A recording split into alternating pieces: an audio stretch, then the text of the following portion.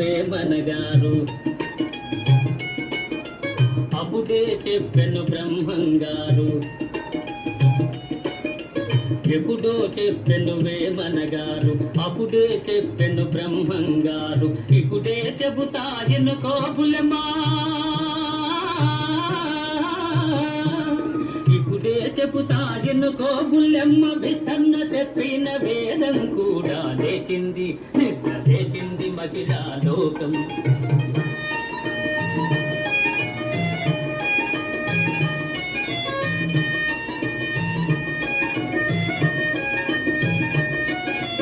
పల్లెటూళ్ళలో పంచాయతీలు, పట్టణాలలో ఉద్యోగాలు.